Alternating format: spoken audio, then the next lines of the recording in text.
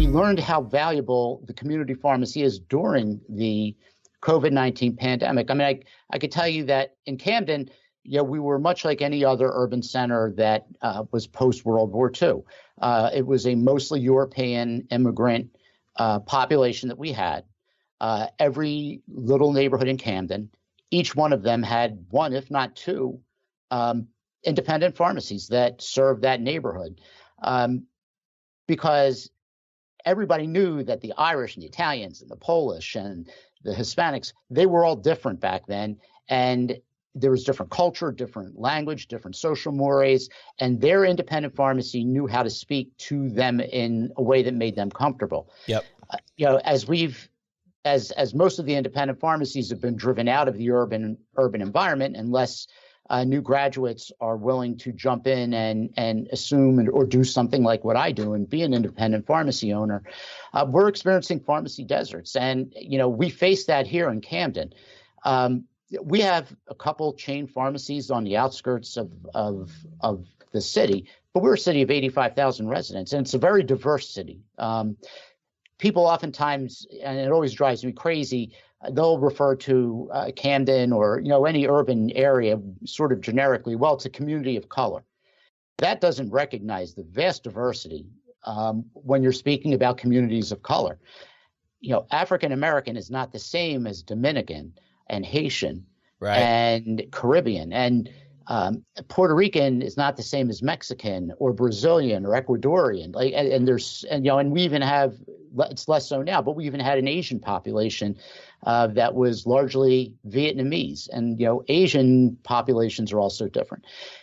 And you had very few of the places like me that knew how to work with their community, talk to their community members, and get them over this idea of vaccine hesitation. Especially our community is largely African American, and as we all know, there's been a sort of untrustworthy past when it comes to vaccinations, and many of my community, they lived through that. Mm-hmm. And they came in genuinely concerned. They're hearing this is what they need to do, but they need to hear it from someone that they're talking to almost as someone they know, someone they trust. Right.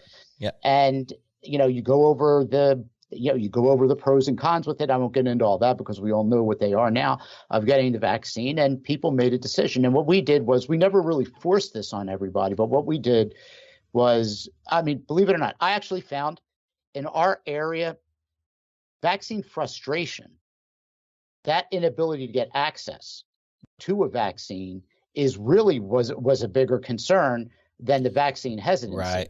So much of the public relation effort that you saw on TV and on radio and everything had sort of acclimated everyone to this idea that maybe they should get the vaccine. But in Camden, especially because we have all these healthcare campuses, everyone from the suburbs comes in, they consume all the resources and lock all the community residents out. They just can't get access. So what we did was, we not only tried to get the community over this idea of, the vaccination's untrustworthy and get them over all the political rhetoric of it, but I said, we guarantee that if you're a Camden resident, you will come in and get a vaccine. We don't have appointments. We didn't do pre-registrations and lines. Mm-hmm. That was the biggest, not your demographic. Yeah, that was the biggest struggle in the beginning when the vaccine for COVID came out, was you had to fall in a certain age demographic. You could only go to chains or to the county, and you had to register, and you had to fill out all these extra forms and basically get in line. And when I found that I was able to go to my community pharmacy, like, I was texting daily. I was like, do you have Pfizer in yet? And as soon as she told me she had Pfizer, she texted me and said, great. And I was like, he'll be there tomorrow. Yeah. So go ahead. So you didn't do appointments because your demographic doesn't support it, right? And so you just staffed to handle the line.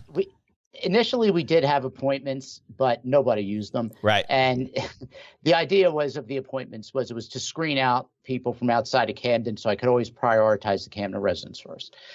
But what we did was we staffed up to the point we brought on 3 nurses in addition to the pharmacy staff that we had. We had a completely converted area. It's what you see behind me is the COVID clinic. And our infrastructure supported our ability to we could do 5 vaccinations at a time with social distancing.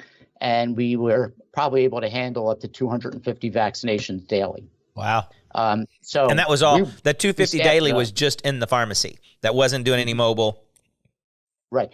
Then we went into the schools and we did school clinics where we would send our staff out there. We did a lot of clinics like that. We offer clinics in churches. Anywhere where we saw that there was an underserved population that either maybe couldn't get as far as where we were, we would go out to them. But we did a lot of work with the schools and doing vaccination for them. And it's sort of in August of last year, as the vaccinations were sort of humming along, we figured, you know what, testing when the fall comes around is going to be where the next big thing is. And we were ready for testing before people even really started getting into the testing. But when we got that spike in December and January, we were one of the only facilities that still had testing available because we got so far out in front of it, and our priority with the lab that we partnered with, we were like number 1. So if they had any supplies, they came to us first. And in the height of that mid-December through late January, we were doing 125 vaccinations in pharmacy a day, plus 250 tests. And we even went a step further. And when monoclonal antibodies became available, we were able to get priority, a facility priority to offer monoclonal antibodies, which was really taking off until they pulled the plug on it. But again, we aggressively went out and we noticed the need within our community, and we set about to providing a solution, and we're the solution.